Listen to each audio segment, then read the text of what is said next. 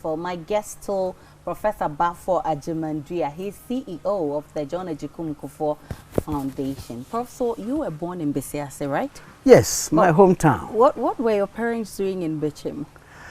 They migrated from our ancestral home in Besiase, Besiase to Bichim to farm. You know, my father was a carpenter, but combined that profession with cocoa farming. And in the 50s, I think that area was very rich in cocoa production. So your father was rich? Rich in cocoa production. He was a carpenter. But he did his farming, and we went to Bichim, and that became our home for a very long time. Okay. I got back to Besiase in my adult life. Okay. Otherwise, Bichim has been home for many decades. So both your parents are Ashantis, right? Yes, my mother from Besiase and my father from Achankrum, which is just a few kilometers apart. Okay. It's like forming a triangle with a Jiso. So a Jiso, Achankrum, Besiase. Okay, so where did you grow up? In Besiase or in Bichim or both? My parents migrated from Besiase when I was about 2 years old. Okay. To Bichim. So actually my growing up was more in Bichim because that's where I stayed, went to school, and later on stayed 5 miles away in the town called Jumo. I went to a primary school there, then went to Techimentia 3 miles away for my middle school. So I did a whole middle school living certificate, as you used to call it, MSLC, in the 60s. Okay. Techimentia actually is where I graduated from the middle school, Techimentia, which is just about 8 miles from Bichim. Yeah. Okay. How was growing up like? Share some of the awesome and terrible moments with me. Oh my goodness, Aisha. Growing up was fun. You see, fun not in terms of having parents with cars and good houses to live in, but just being natural in a way. Okay. Both my parents were not formally educated, but they were very smart people, especially my mother. Okay. As I said, my father was a carpenter, a farmer. My mother was a farmer and a trader, combining the two. And both worked very hard to sustain a family of 7 before my father passed away when I was 10 years old. Okay. And my mother continued the farming and the trading. One thing wonderful about women, Aisha, is how they are able to juggle between amongst trades, you know, just to sustain a family. Yeah. My mother will grow corn when it's the season and will boil and sell corn. When her plantation of what you call cocoyam was up, she will be selling cooked cocoyam. Okay. At the same time, he used the dry grain to do aprapransan and other kinds of things. So year round, in addition to coming to Kumasi to get pieces of cloth that he will sell in the evening. So year round, my mother was working. Wow. And that has given me a very interesting perspective of women generally. I adore women, motherhood. Okay. Because I think most men will tell you that without their mother, perhaps they won't be where they are. Yep. And that was my mother. She was very, very industrious. But at the time, there was no middle school in Jumo where I was. So I had to walk 3-4 miles every day to school and back. Okay. So that's what I did until I completed Form 4, as we used to call it at the time. And then came back and stayed with my mother. And didn't know what I wanted to do. I understand today you want me to sing, and I don't know if I can, but I'll tell you a funny story. You see, after finishing school and finding nothing to do, nobody advising or guiding you, and you're on your own more or less. So I thought I'll find something myself. Okay. And that time there was a band in Bichim called Sanyos International. Okay. I joined the band, started like being what they call then Konkadi. This with the boys who follow bands and unpack and pack things after the show. Okay. So you join them, you go to the village to perform, you carry the instruments, assemble it, then you just follow them. Okay. So after some time I thought, oh, I can be a singer because, you know, I didn't have anything to do. So one day, Barney was the band leader. He said, okay, I should come and sing. But you see, I knew a song called by Prince Buster. It's an old song. That simply relates commandments to a woman. So it's in a monotone. 10 commandments of man given to a woman, da da da. Very funny song. So that day I performed so well, Barney and his bandsmen believed I was such a great singer. So they were going to allow me. So we went to their contact to perform. This was in the 60s, by the way. Okay. And Barney asked me to come and sing James Brown. Papa's got a brand new bag. Oh, good. See, that song, the pitch is high and comes low. You know James Brown? Yes. I had practiced once or twice, so I thought I could sing it. Aisha, I tell you. When the band struck, they called me to the microphone. I stood behind the microphone. Then I started feeling some chills. The bandsman gave me the signal to proceed.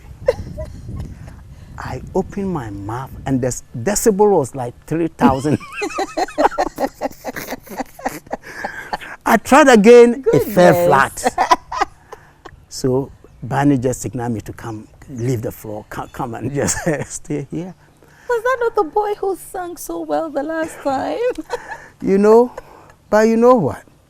What I learned from that, because after we went back, I told myself, singing is not my forte. If I'm gifted in anything at all, it cannot be singing. And that night, I decided not to follow the band. No. Goodness. You see. And anytime I recall this story, I said, God works in mysterious ways. Maybe you didn't practice enough, that's why. No, just that I don't have a voice for singing, period. I just didn't have a voice. Still, I don't think even I enjoy music, but I don't think talking about career path, your father was a carpenter. That's correct. Why didn't you follow his path? Very interesting point. I told you my father passed away when I was 10 years old. Oh, so probably that wasn't. But you know what? Parents have a way of passing on their skills to their children, but it wasn't me. Okay. Because the third son of my father was the one my father deliberately sought to initiate into carpentry. Okay. Because as little as the boy was, 2-3 years, he would take him along to the shop and put him on the bench and show him how to saw the wood. Okay. So I think that was the one my father was trying to bring up, to take after him. So in Bichim, which school did you attend? The class 1 was the RC Primary School, the Catholic school. And when I moved to Jumo, I continued the primary school, Roman Catholic. Okay. In fact, that's how I became a Catholic, through the school. And then after P6 at the time, you go to middle school. And because there was no middle school in Jumo, I had to walk every morning 4 miles to Tachimentia to complete the... So how was school life, aside walking that long to go to school and come back? How was school life? You see, if you don't know much, whatever you have makes you happy. Okay. And I didn't know much. All I knew was this small town, this village, and walking to school. But of course, in Bichim, you recall moments when you describe it as like hell breaking loose, when political partisans were attacking their opponents. That's correct. What did you witness as a child? Bichim was one hotbed for the conflict between the CPP at the time and the UP or NLM at the time. Okay. You see, the CPP set up what they call the action troopers, and then opponents also set up what they call something troopers. And they'll come to town to fight it out. Frankly, I didn't know. But one occasion, as a little boy, I just peeped out of the house and saw men throwing bottles filled with water, like missiles, at each other across the road. One side of the road was supposed to be the stronghold of the CPP, and the other side, a stronghold of the UP or the NLM. Okay. So nobody crossed that road. They were standing behind and throwing bottles in a serious manner. Wow. And I recall 2 individuals, both of whom fought in the Second World War. I still remember their names. And they went to this front. They were UP people. They went to this front with the badges that they got from their war fighting in Burma, pin on their chest, as if they were really going to real war. And I recall Yao Cheche came with a deep cut on the arm, but he didn't bother him. Okay. He was just happy that he was fighting. And up to today, see, when you talk of political violence, that's where I think it started. Vigilante groups, it started then. Because CPP formed the groupers, and then the NLM-UP formed the troopers. Okay. And they were fighting over issues that I believe most of them did not even understand. Because the real political issues were here in Accra and maybe Kumasi somehow, where the CPP stalwarts were, but not in small towns like Bichim.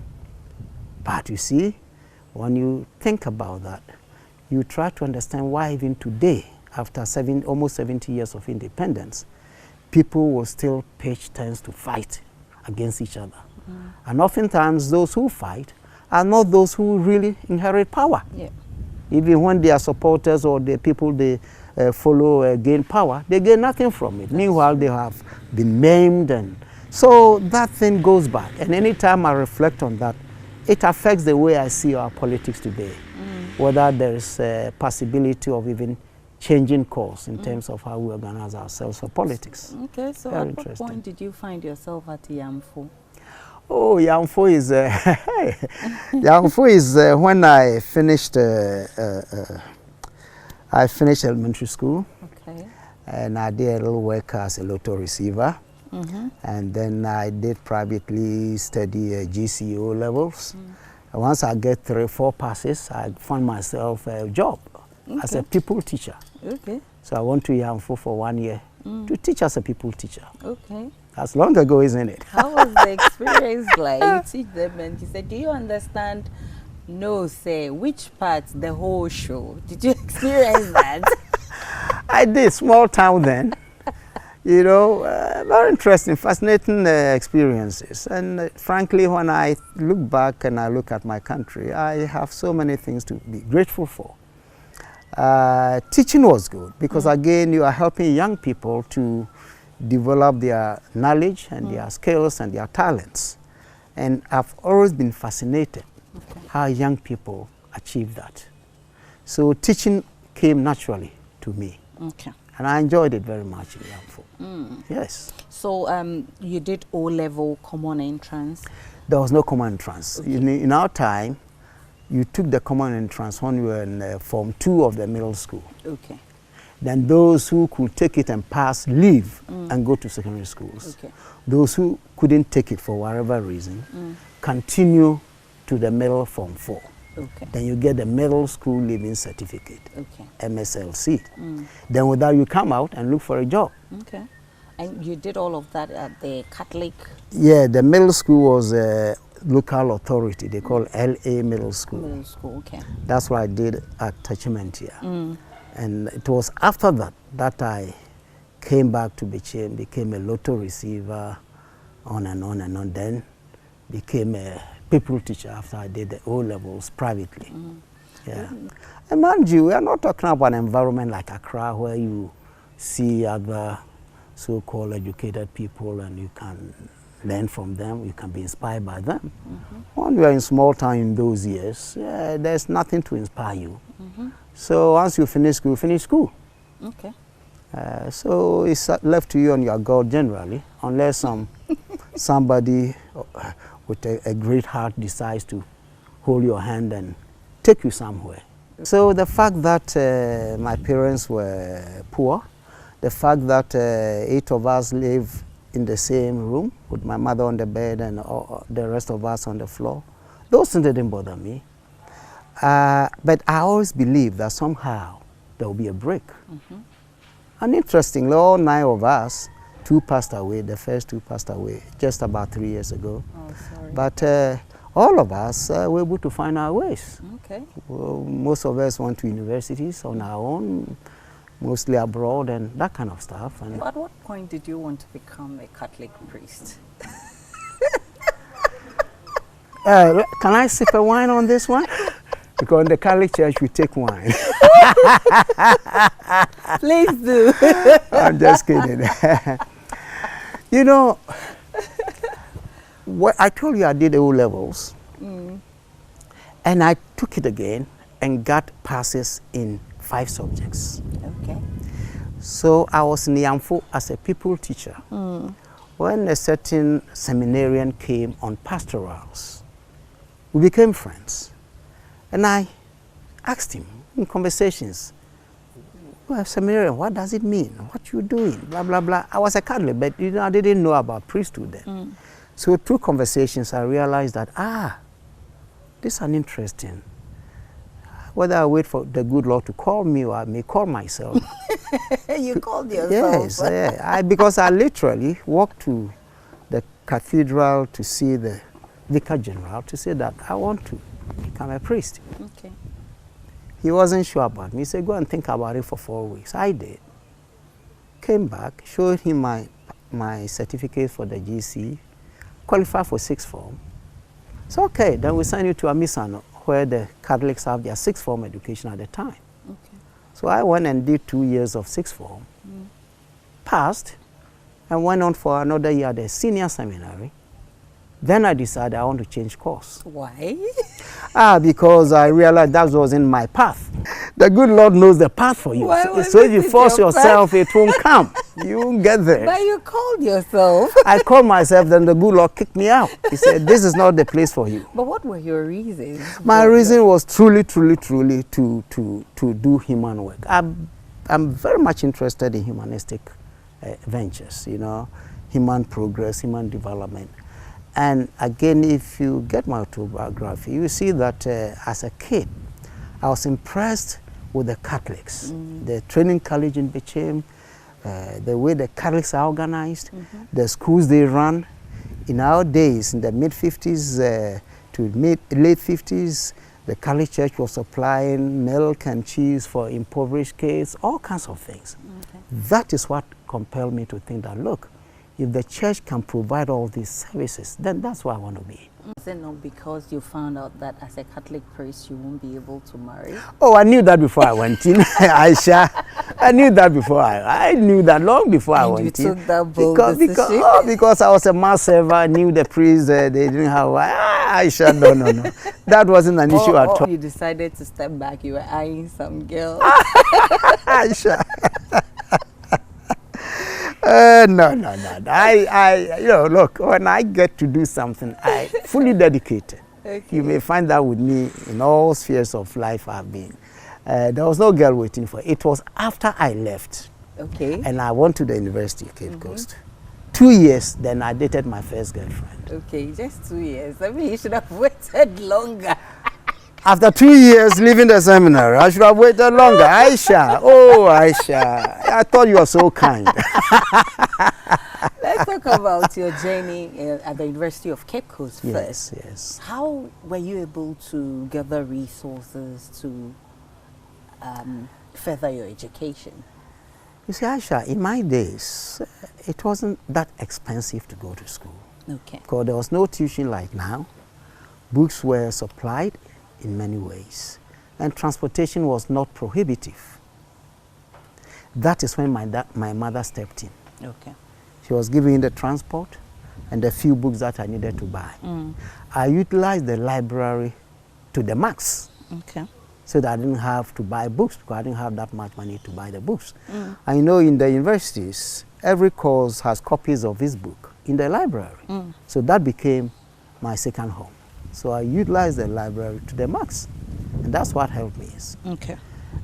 So it wasn't that expensive. The travels are for clothing, don't worry, don't mind. It wasn't never bothered me. I didn't buy new clothes. I could wear my clothes, I don't know for how long, and I was okay with it. Okay. So I had a good time at Cape Coast, very good time. And I picked up a youth apostolate, you know, became the Pax Romana campus president. And after Cape Coast became the national president for Pax Romana, which is a Catholic institution for students. Okay. So from Cape Coast then to Ohio. Correct. And then to Denver? University of Denver. Okay. That's where I did my PhD. How was the experience like?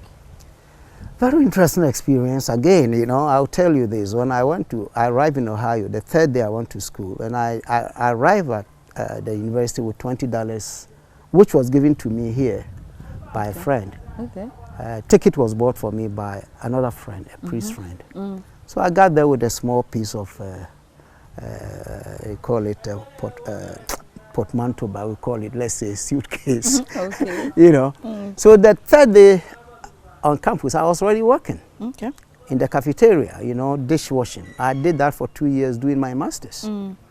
And during the long vacation, I go to my sister in Cincinnati and pick a job at the shops. My first job was security man at a shop, which I would do for 2.5 months and then go back to school.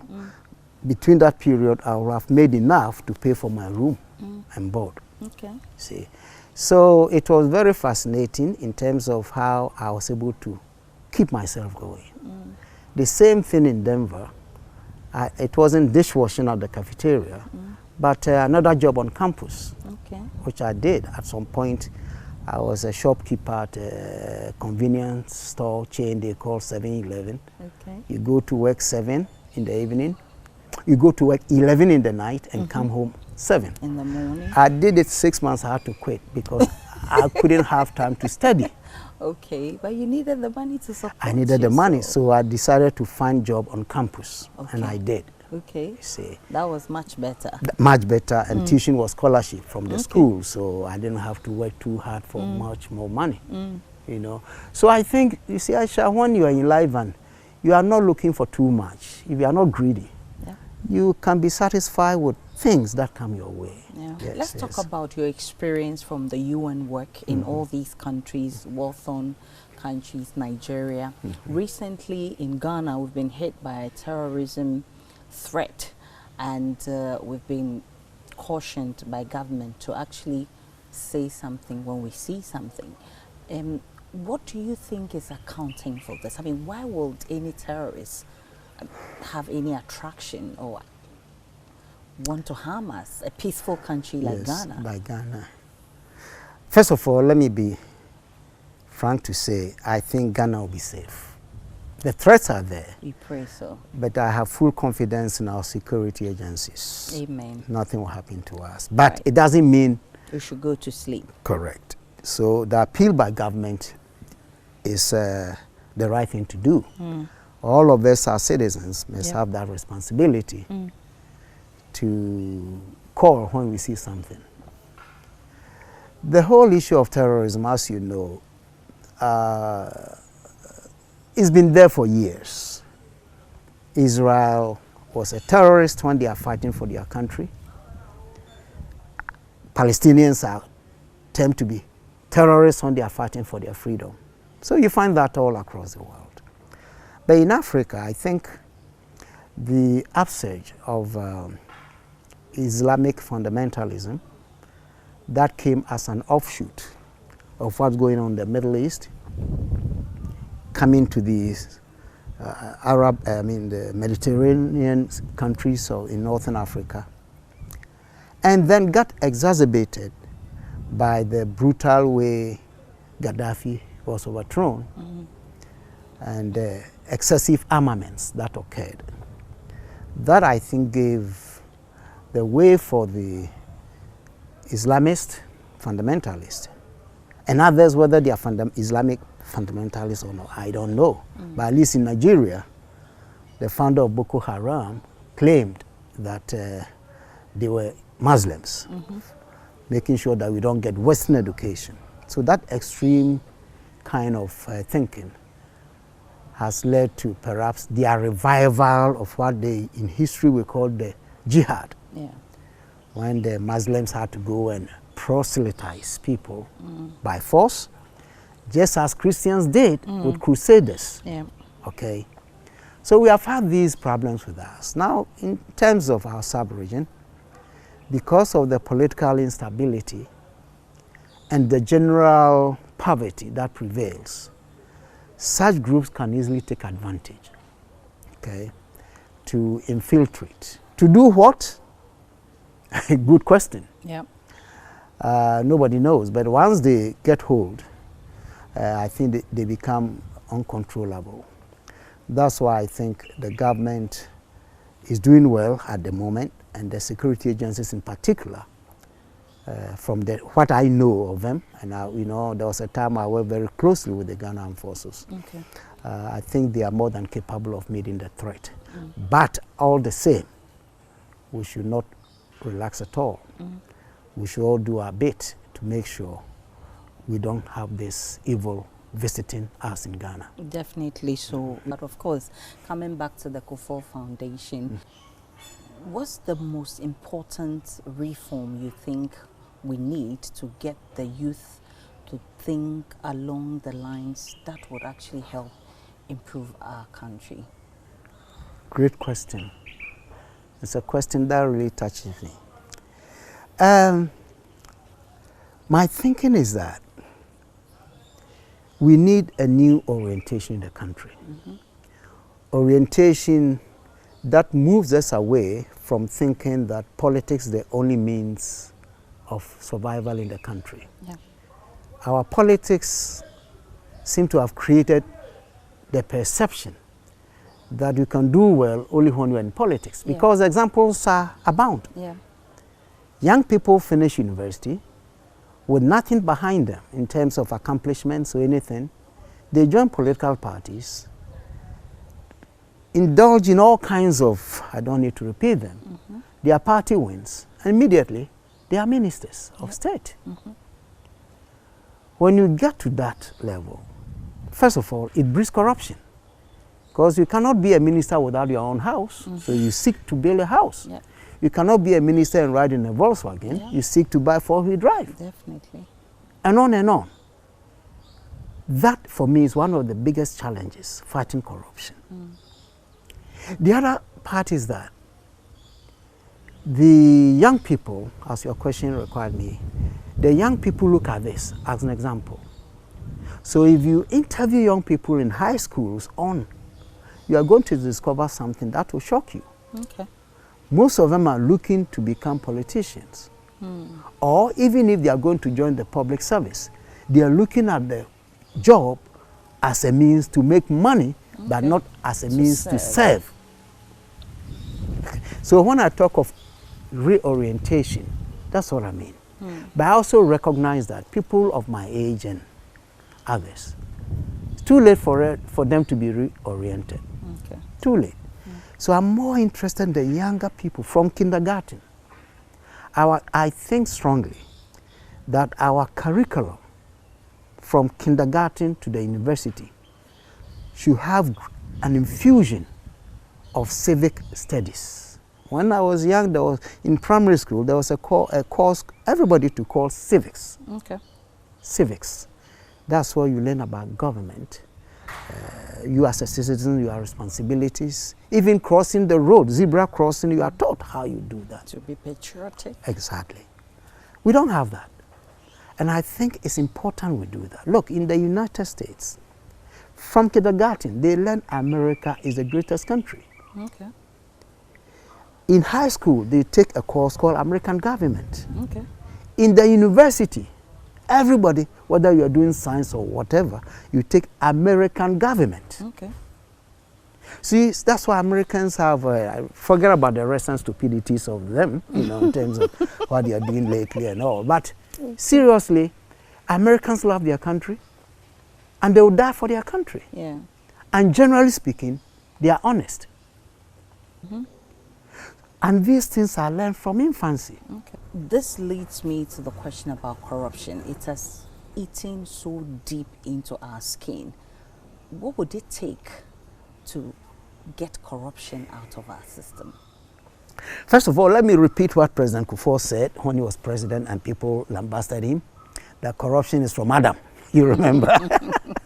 He was saying the truth. Yes. It didn't mean that he supported it. Yeah. So my point is that corruption is everywhere. In the States, big time corruption. But ours is different. Yep. And ours is what we call, is damaging, more damaging. How to get or minimize corruption? Let me tackle politics, because I mentioned that already, how we rush into politics. That is one thing. The other one, even the mechanisms that we have created to check, we are not serious in enforcing them. Typical example. declaration of assets. Who has been serious with that? The law itself is even nebulous. The law itself is ineffective. Yeah. I don't know who wrote the Constitution, what they had in mind. Or were they pretending they can check corruption by simply saying, declare your assets and go away. Didn't make sense. Yeah. And that's one of the things we need to change if we are reforming the Constitution. So that gives politicians the courage to acquire wealth with careless abandon, as we have just seen in recent days, you see. So that's one thing. The third one, in this country, I never hear of ethics as a cause. Even the religious bodies that normally will be preaching morality, ethics, they themselves in so many ways are worse than those who don't even go to churches. Yep. So morality, ethics. When was the last time you heard anybody talking about that publicly? Seriously, Yep. Aisha, nobody talks about that. But these are the kinds of values that will help you to stay away from certain quote-unquote crimes.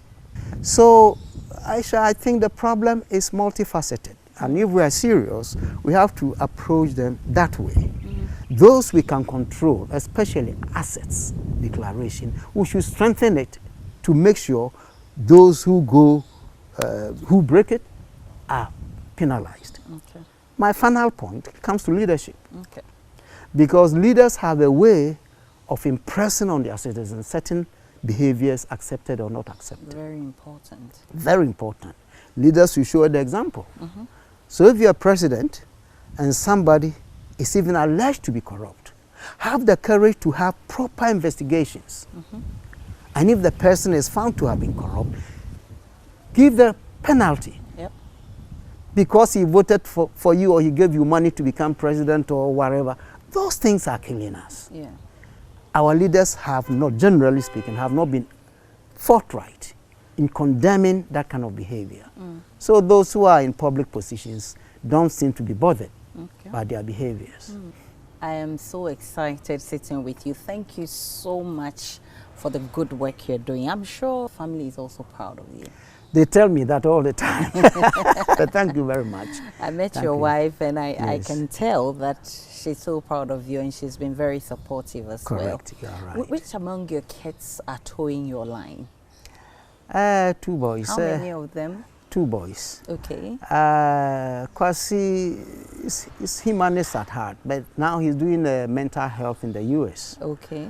He plans to come back to Ghana to invest in that, mental health, which seems to be at the bottom of most of the problems we have. Definitely. It's If one you of the talk to- areas that we've not given much attention Precisely. to. Yeah. I listen to Dr. Osei, the mental health expert, and anytime he talks, you know that we tend to overlook that. A lot of Definitely. people are walking on the streets with serious problems on their heads and they don't even know it. So he is in that area. Yeah. The other boy is just in real estate and I guess making as much money as he can in the US. They are all comfortably stated. Yeah. So Kwesi is the one towing the Yes, line. I think eventually he has Wow. that spirit. He That's has that great. spirit. So I have always told you, right, that you look very fit for your age. Yeah. Definitely. But I mean, what do you do to keep fit and always keep healthy like this? First of all, you need to have some self-discipline in whatever you do, It's very especially important. eating. Yes. I stay away from certain foods, meats and all. I'm not a veggie, I'm not a vegan, they call Okay. it. No. I eat fish and all that. So your eating habits, diet is very, very important. Exercise, very, very important. And I do, you see the compound here. You won't believe that Sundays I jog 5 kilometers, just here, Okay. non-stop, 5 Wow. kilometers. Wow. Indoors I jog Okay. when I get up in the morning, at least 3 kilometers every morning. And climb the stair up and down at least 10 times Okay. every morning. I did it this morning. Wow. And I think it keeps you healthy. Definitely. And then you also stay out of trouble. Don't do bad things. That And helps. so you. after all said and done, what do you do to relax? You know, I used to play draft. Okay. But for a long time, I have not been doing that. Uh-huh. So what I do to relax, frankly, writing.